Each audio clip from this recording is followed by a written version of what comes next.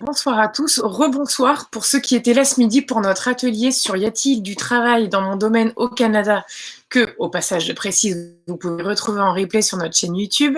Et je vous retrouve ce soir avec Justine, donc qui est une PVTiste actuellement en Ontario au Canada et à qui on va poser quelques petites questions sur son départ dans le contexte de la pandémie de Covid-19.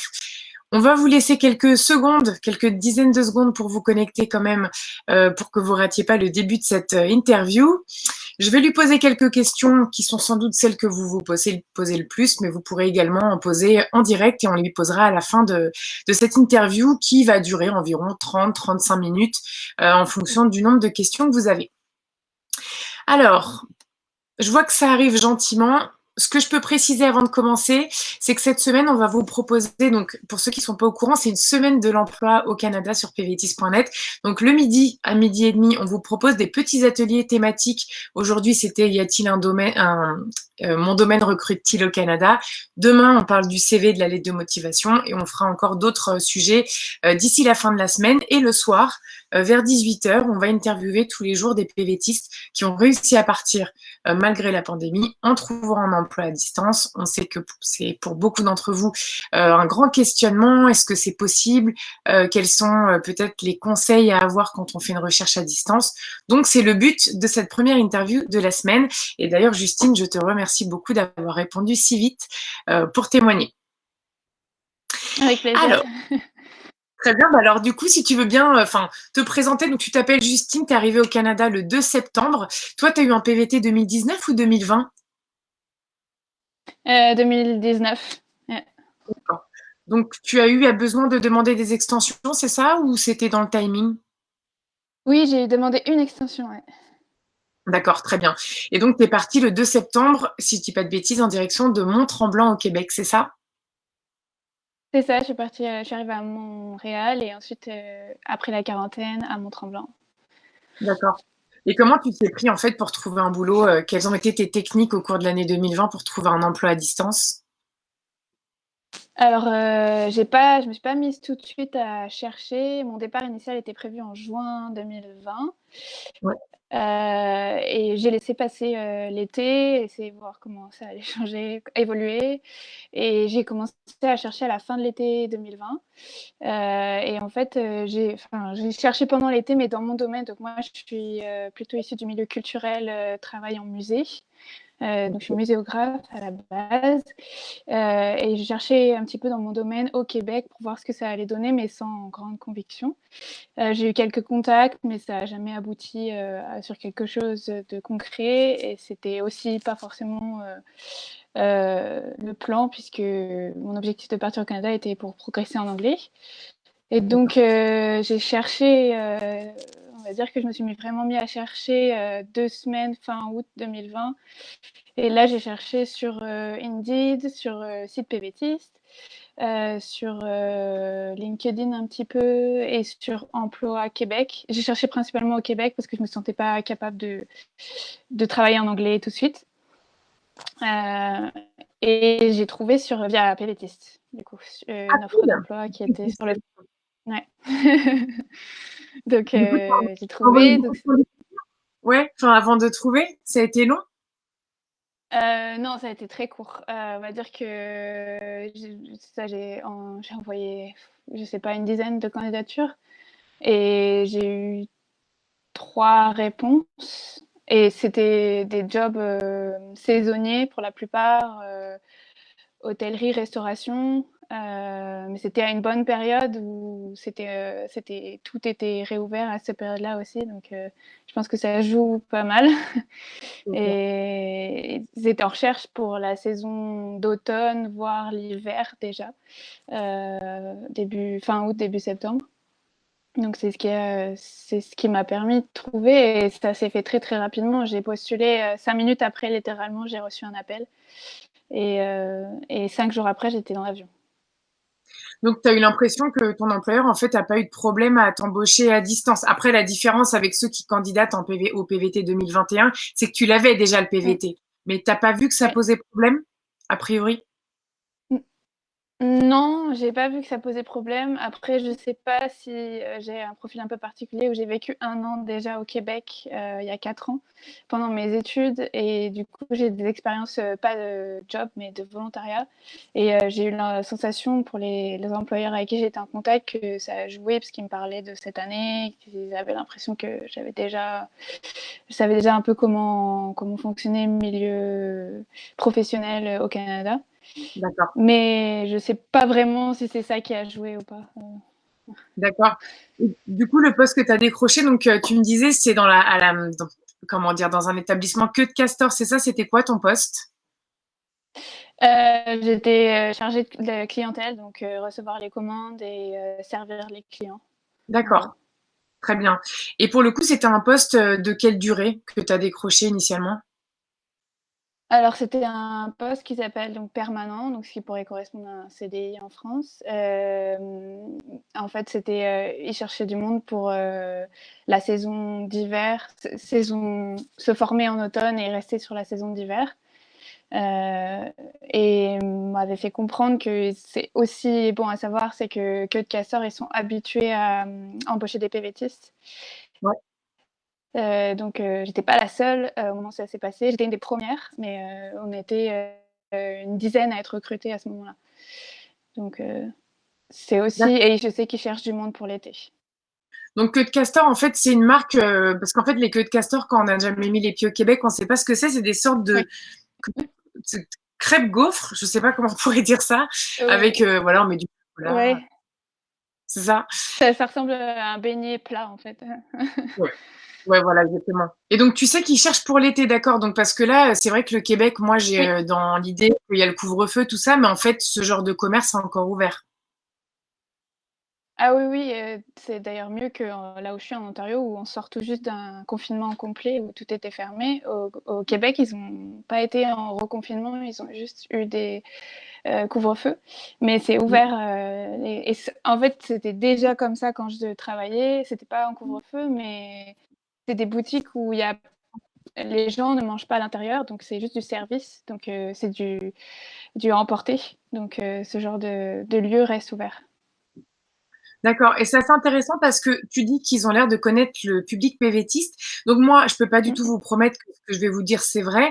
Mais peut-être que si vous leur expliquez dans votre candidature que cette année, c'est un peu spécial à cause de la pandémie, qu'il faut la lettre d'emploi d'abord pour avoir un PVT, peut-être, je dis bien peut-être, que c'est le type d'employeur qui pourrait, comment dire, accepter de rédiger ce papier pour que vous soyez candidat au PVT Canada.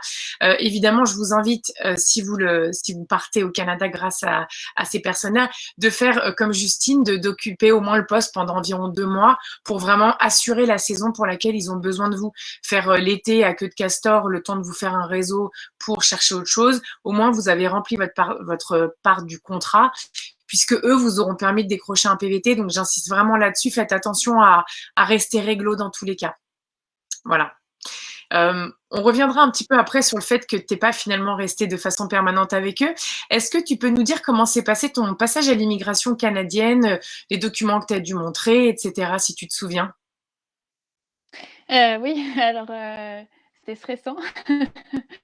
J'ai dû montrer, la promesse d'embauche, c'était le plus important. C'est ce sur lequel ils s'attardent vraiment et j'étais à côté de quelqu'un qui avait pas assez de détails sur sa promesse d'embauche et qui a failli ne pas passer.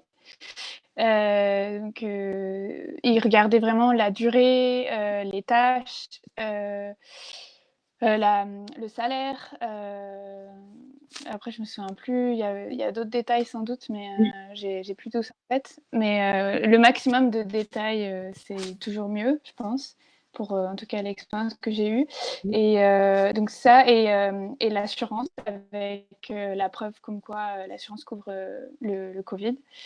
ouais, C'est les 2 papiers qu'ils ont vraiment, regardés. Le reste, après, moi, j'avais avec moi une preuve de comme quoi j'avais un lieu pour la quarantaine, comme quoi j'avais euh, une facture d'épicerie pour savoir si que j'allais pas sortir pendant la quarantaine. J'avais, je me souviens plus, preuve de fonds aussi, mais ils ont pas regardé ces regardez, documents-là. ouais, c'est ça. façon, Voilà. c'est vrai que maintenant, ils ont mis en place une application qui s'appelle Arrive Cannes, qu'on est obligé de télécharger. Je pense que c'était pas le cas encore le 2 septembre. Peut-être que je dis une ânerie. Non, Il me semble que non. c'était Et du coup, possible, mais c'était pas obligé. c'est ça. Maintenant, c'est obligatoire. Le plan de confinement est dedans. Donc, c'est vrai que c'est plutôt comme ça qu'ils peuvent vérifier en amont, je pense, les profils problématiques ou non.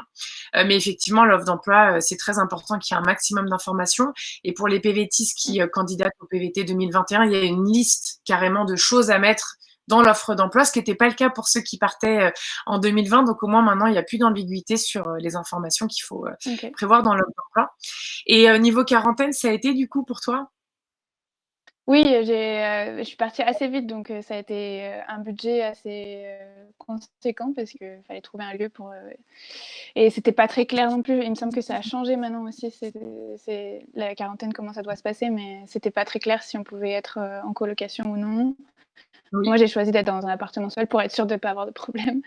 Mais Ouais. j'ai jamais eu aucun contact pendant ma quarantaine et tout s'est très bien passé. J'ai eu la chance d'être dans un appartement au-dessus d'une famille qui était vraiment adorable et qui m'ont fait les courses, etc. Donc, Ah, c'est sympa ça, pour le coup. Et d'ailleurs, ton employeur, il t'a payé pendant ta quarantaine ou pas? Ou plutôt non, après? Non? D'accord. non, j'ai pas été payée. D'accord. Ça, c'est la théorie et la pratique. On a entendu un peu de tout. Normalement, les employeurs doivent rémunérer. On sait bien que ceux pour lesquels le télétravail n'est pas possible, et c'était ton cas, on sent que c'est plus délicat. Bon, voilà, on vous donne la théorie, la pratique, ça montre qu'il n'y a pas toujours qu'une seule façon de se dérouler. Et donc, du coup, toi, par la suite, donc, tu es resté 2 mois dans ce boulot et ensuite, tu es parti. Parti vers quoi? Alors, je suis partie vers. Mon objectif, moi, c'était de traverser le Canada en faisant du volontariat et en progressant en anglais. Donc, c'est après 2 mois au Québec, je me suis dit, bon, j'avais un peu peur de rester coincée parce que tout commençait à se refermer, deuxième confinement, etc. Donc, j'ai fait des candidatures sur le site Workaway et Helpix et j'ai trouvé donc un Workaway dans un écolodge à Mattawa, donc, où je suis actuellement depuis 4 mois maintenant, dans le nord de l'Ontario. Donc, je vis hors réseau complètement, sans eau, sans électricité. Et enfin, électricité, mais solaire.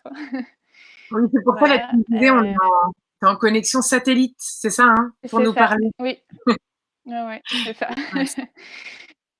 Voilà, mais je suis dans la maison principale, mais où je vis, moi, j'ai pas le courant ni l'électricité, même une électricité solaire. Donc, voilà, c'est D'accord. une expérience assez particulière, mais chouette. Et Et c'était voilà, quoi après, dans cet alors, écologe?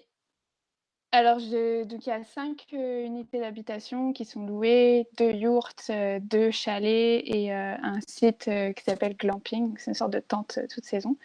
Et donc moi, j'aide à l'accueil des personnes qui louent ces habitations, au nettoyage de ces habitations, mais aussi à tout ce qui va autour, puisque hors réseau, donc s'occuper du bois, de l'eau, toutes des tâches relatives à lorsqu'on vit en dehors de tout réseau.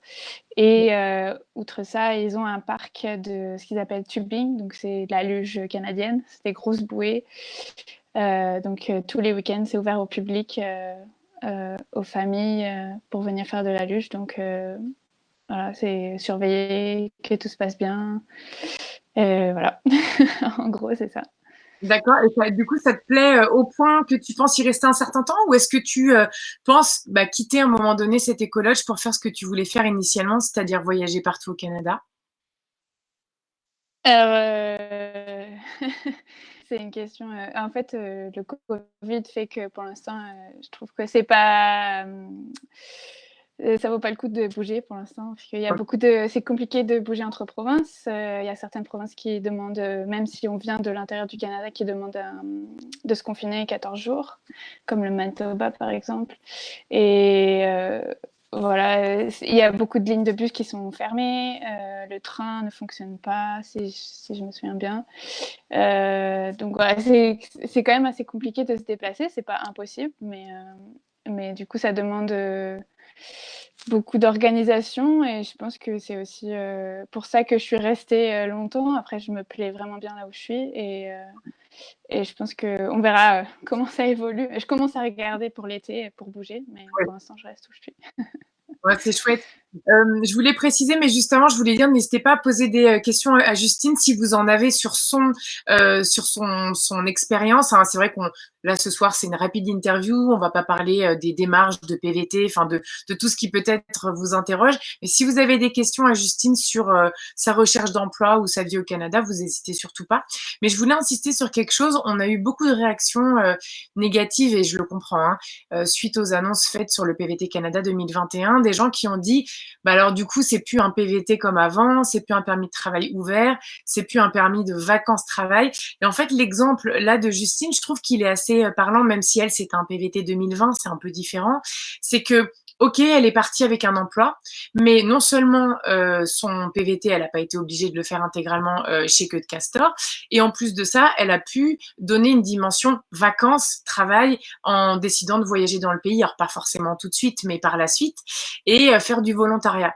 Donc, un petit peu comme on le disait ce matin, ce midi, pendant le premier atelier de la semaine, si vous vous dites que vous n'arriverez pas à trouver du travail dans votre domaine à distance ou si vous avez l'intention de faire un PVT axé voyage, le profil de Justine vous correspond bien.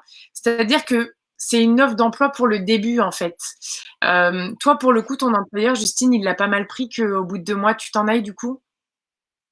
Non, non, et c'est vraiment le type d'emploi où chercher si vous avez envie de justement de plutôt voyager et de pouvoir bouger facilement parce que c'est aussi le jeu et c'est aussi comment fonctionne le marché du travail canadien.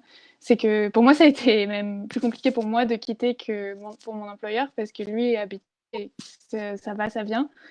Moi, j'avais plus dans un esprit de fonctionnement français.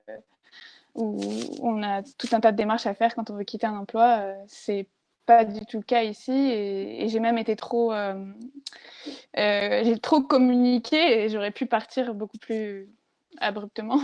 C'est pas forcément bien de le faire, mais c'est Ouais, légal et c'est comme ça que ça fonctionne ici, quoi. Donc, c'est ça.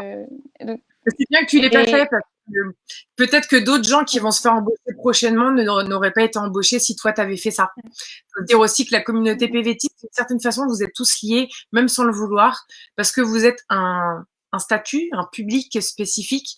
Et quand il y en a plusieurs qui font un peu des trucs pas cool, bah, ça retombe sur toute la communauté PVTiste. Donc moi, je trouve ça cool que tu aies fait ça bien.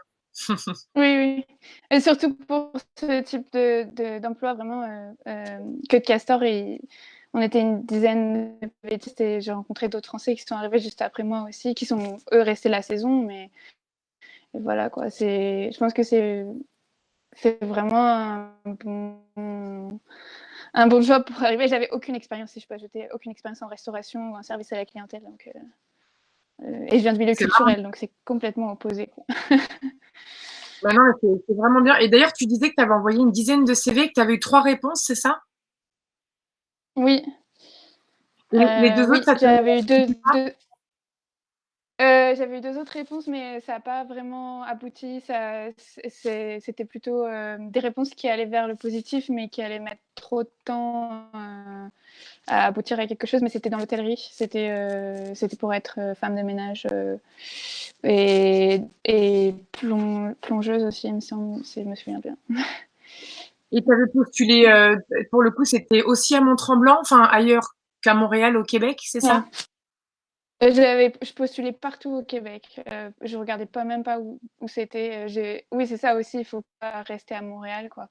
C'est bouché et il faut aller, ouais, partout au Québec ou même partout au Canada. C'est pour ceux qui sont capables d'aller travailler en anglais.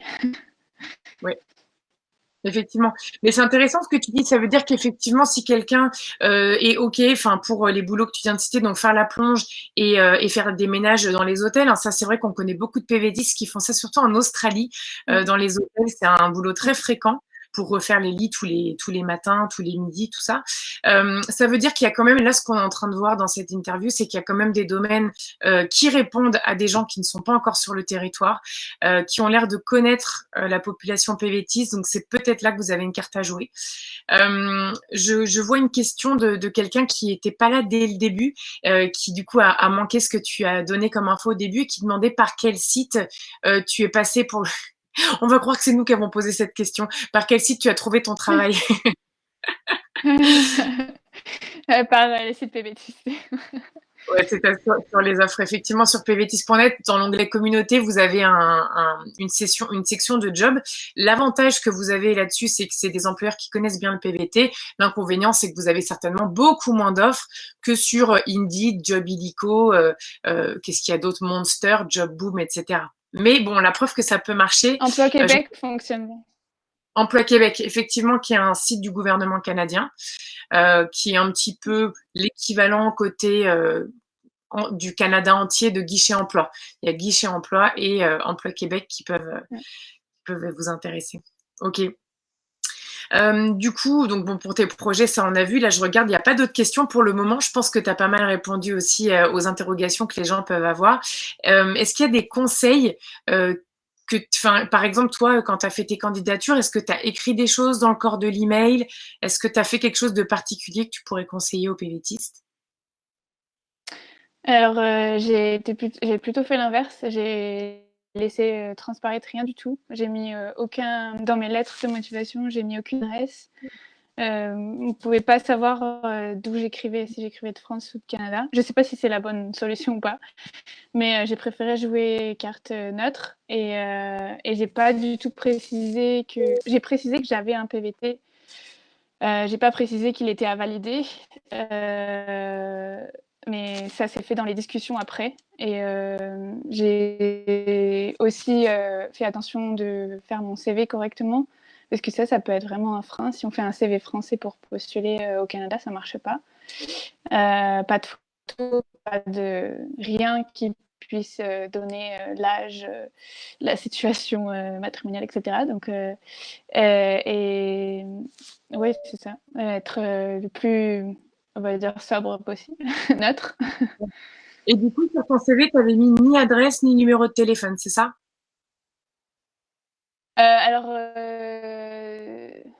si j'avais mis mon numéro de téléphone, alors j'ai essayé avec les applications d'avoir un... Je me souviens plus du nom de l'application que j'avais utilisée, mais Fongo, il me semble. Pour avoir un numéro de téléphone canadien, mais au final, j'ai fait le test avec mon numéro français et le numéro canadien selon les candidatures. Et là où j'ai eu des réponses, c'est avec mon numéro français. Donc, D'accord. je sais pourquoi. Je pense qu'au Québec, le numéro français, c'est pas quelque chose qui est un frein. J'ai pas eu l'impression que ce soit un frein. Et pourtant, j'avais vu effectivement des gens qui n'avaient aucune réponse avec un numéro français. Mais... Peut-être que dans ton cas, ils ont pensé que tu venais d'arriver, que tu n'avais pas encore de numéro. Mais figure-toi que j'ai parlé avec une recruteuse la semaine dernière et elle me disait effectivement de ne pas mettre d'adresse sur le CV quand on n'est pas là et d'utiliser une application comme Fongo, donc Fongo. On en reparlera demain à 12h30 pour l'atelier sur le CV. Mais justement, pour avoir un numéro canadien, pour que l'employeur ne pense pas encore aux difficultés administratives et que si lors de l'entretien, il t'aime bien, t'es plus qu'à lui dire au fait, je suis pas encore sur le territoire, etc. Ça pourrait permettre qu'il fasse un effort parce qu'il vous a bien aimé en fait. Donc ça peut être, c'est une bonne stratégie que tu as eue a priori dans ta recherche. Mais si je peux ajouter quelque chose, c'est aussi les domaines dans lesquels j'ai postulé, hôtellerie, la plupart connaissent le PT et m'ont même pas demandé, c'était évident pour eux, le fonctionnement. Les seuls moments où j'ai dû expliquer comment ça fonctionnait et que j'avais à valider quelque chose, c'est quand je cherchais un domaine, donc des personnes qui n'étaient pas du tout habituées à ce genre de visa. D'accord. Ouais, donc c'est vrai que ça joue. Et puis, je pense encore plus au Québec qu'ailleurs, vous êtes connus. Sauf peut-être, je sais plus si, oui, c'est ce midi que je le précisais. Par exemple, en Alberta, dans les villes de Banff et de Jasper, où il y a des locations de vélos de montagne, de bateaux, de canoës, tout ça, ils sont habitués plutôt à des PVTistes australiens et néo-zélandais ou anglais notamment. Donc il y a des coins comme ça où les PVTistes sont assez connus. Évidemment, au Québec, c'est beaucoup les Français et les Belges. Dans l'Ouest, c'est plutôt les PVTistes asiatiques ou d'Australie, Nouvelle-Zélande. Donc si vous allez dans des coins et dans des domaines, voilà, restauration, hôtellerie, tout ce qui est tourisme, il se peut qu'on connaisse mieux le PVT qu'ailleurs, que dans d'autres domaines, où peut-être il faudra un petit peu plus expliquer de quoi il s'agit. On a une autre question, Justine, pour toi. Bonsoir et merci de ton témoignage. Qu'est-ce qui t'a le plus étonné, surprise au Canada? Et si tu devais donner un conseil pour bien s'intégrer et vivre son PVT, qu'est-ce que ce serait? Ça va être un peu biaisé parce que, comme j'ai dit, j'ai déjà vécu 1 an au Québec, donc j'ai pas eu la première approche en arrivant. Je connaissais déjà bien le Québec, mais on va dire que ce qui est le plus étonnant, les grands espaces, c'est toujours quelque chose, même si j'ai déjà vécu 1 an ici, c'est toujours quelque chose qui est génial et précisément là où je vis actuellement. Je vis au milieu de la nature et c'est immense et qu'on n'a pas ça en France. Et la deuxième partie de question, comment s'intégrer le plus vivre avec des gens, des locaux, ne pas rester entre Français. Parfois, c'est difficile, mais je pense que c'est la meilleure façon de se faire des amis canadiens et d'être. Et je pense que l'expérience Workaway, LPX, Woofing, peu importe comment on l'appelle, c'est aussi une très bonne option pour être vraiment plus proche des gens sur place et de vivre la culture locale, quoi.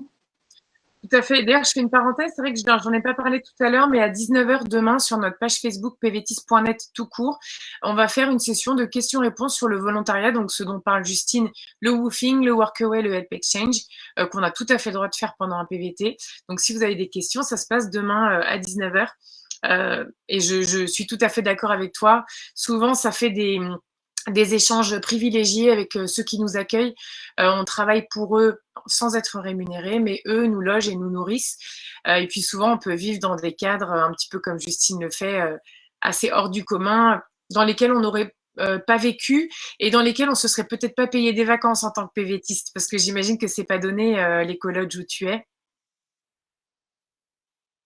Non, ouais, c'est sûr, ouais, c'est une expérience entièrement. On paye pour l'expérience, quoi. Oui, Donc, c'est ça, exactement. Et puis du coup, c'est vrai que tu disais de rencontrer des locaux. À part tout ce qui est volontariat, qu'est-ce que tu donnerais comme conseil pour rencontrer des locaux? ben, par exemple, si on cherche un appartement, une colocation, d'essayer d'habiter avec des Canadiens plutôt que des Français. Et après, je sais pas, ouais, c'est la première chose qui me vient à l'esprit. Non, mais tu as raison. C'est juste, c'est vrai qu'en temps de Covid, si les bars, les restos sont fermés, c'est pas facile de rencontrer des gens, ça c'est sûr. Non. Les salles de sport, de danse, ça, forcément, ça peut compliquer le début du PVT. D'ailleurs, toi, quand tu es sortie de ta quarantaine, tu es partie tout de suite à Mont-Tremblant, ça a été pour rencontrer des gens? Ça a été compliqué, à vrai dire. J'ai la chance d'avoir vécu au Québec et du coup d'avoir quelques amis sur place. Mais à Mont-Tremblant, je connaissais personne et j'ai commencé les 15 premiers jours seule. Après, il y a d'autres PVTistes qui sont arrivés, mais je me suis pas fait d'amis canadiens, excepté ma manager avec qui je me suis vraiment très bien entendue, qui est québécoise. Mais c'était la partie compliquée et je pense à cause du Covid, parce que c'est normalement Mont-Tremblant, c'est très touristique, ça bouge beaucoup, il y a du monde, mais c'était très calme Oui. Barcelone à cause du Covid. Donc, oui, c'est compliqué. Mais c'est un peu aussi pour ça que j'ai décidé de quitter le job. Oui, d'accord. Parce que là, tu es la seule volontaire ou vous êtes plusieurs? On est deux, mais il y a aussi quelqu'un d'autre. Donc, c'est une famille qui détient la propriété. Et donc, on est deux volontaires. Et il y a aussi une autre personne qui travaille et qui vit sur place. Donc, c'est une petite communauté, mais voilà, un autre style d'expérience. Exactement. Bah oui, c'est vrai que c'est important qu'on parle de ça parce que tous ceux qui s'apprêtent à partir en PVT, peut-être qu'il y aura des moments un petit peu durs au début, du fait de l'isolement, comme ça déjà qu'on est loin de ses proches, de ses repères. Si en plus on a du mal à rencontrer des gens parce que la situation n'est pas propice à ça. Voilà, tenez bien le coup. Je sais pas si certains sont peut-être vont nous regarder ou nous regardent actuellement. Tenez bien le coup, essayez au maximum. C'est vrai, même si vous devez rencontrer des locaux pour vous intégrer, etc. C'est vrai que peut-être que s'il y a une petite communauté PVTiste dans la ville dans laquelle vous êtes, ou si vous êtes dans une grande ville, essayez de rencontrer peut-être aussi un petit peu même si c'est des Belges et des Français, ou en tout cas des francophones, le temps que peut-être la vie reprenne un petit peu, je dirais. Soyez pas trop sévère avec vous dans vos fréquentations. Rencontrer les gens qui sont là aussi, hein. On est dans une période où on est tous hyper isolés, tous chez nous derrière des écrans. Donc, si vos deux potes, c'est des Français, et ben, que ce soit des Français, vous aurez la suite de votre PVT pour faire des rencontres. Ouais, voilà. Parce que bon, déjà que, hein, bon, si on est tout seul à l'autre bout du monde, c'est pas, on n'est pas des super-héros, comme j'aime bien dire. Mais écoute, je vois pas d'autres questions, donc je pense que, encore une fois, je pense qu'on a répondu à pas mal d'interrogations. Je veux bien attendre une petite minute au cas où j'en vois une autre. Moi, je pense qu'on a dit pas mal de choses. Est-ce que toi, il y a quelque chose que tu aimerais vraiment dire aux PVTistes qui vont t'écouter? Est-ce que quelque chose te vient? Je pense que juste quelque chose dont je me souviens, c'est que mon projet PVT n'avait absolument rien à voir avec trouver un emploi, et encore moins à distance. Et donc ça a été assez dur, et je pense que je suis pas la seule. Et donc c'est aussi pour ça que j'ai mis du temps avant de vraiment chercher un emploi. Et je voudrais juste dire que peu importe si vous avez à trouver un emploi, peu importe ce que c'est, il y a toujours une possibilité, une fois sur place, de faire autre chose après, et c'est pas complètement fermé. Voilà, il y a Workaway, d'autres expériences possibles. Et c'est facile, le milieu du travail canadien rend les choses faciles pour changer d'emploi. Et à partir du moment où on a une première expérience, j'ai envie de dire, peu importe la durée, ça change tout pour trouver quelque chose derrière. C'est bien, c'est tout à fait ça. On est vraiment d'accord avec toi. C'est pas mal le message qu'on essaye de faire passer, parce que bah il a fallu accuser le coup, hein. Le PVT ouvre le 1er mars, mais il faut un emploi. Ça a été l'ascenseur émotionnel. Donc c'est important de rappeler qu'effectivement après le PVT ne devient pas un jeune professionnel. Ça reste un PVT. On peut encore vivre une expérience telle qu'on avait l'intention de la vivre initialement. Eh ben écoute, merci beaucoup Justine pour ton temps, et puis pour avoir réussi à te connecter malgré le fait que tu sois loin, loin, loin dans la nature. Profite pour nous. Si parmi nous on est plusieurs en ville, profite des arbres, profite de la nature, des bruits, du silence, de tout ce que tu peux avoir. Et puis, et encore une fois, merci d'avoir répondu si vite à notre appel à témoins. C'est super sympa. Merci à toi. Bonne fin de journée à tout le monde. Et puis on vous retrouve demain pour un nouveau live le midi et une nouvelle interview le soir. Et ce sera avec Romain, qui est, si je ne dis pas de bêtises, dans les jeux vidéo. Voilà, bonne soirée à tous.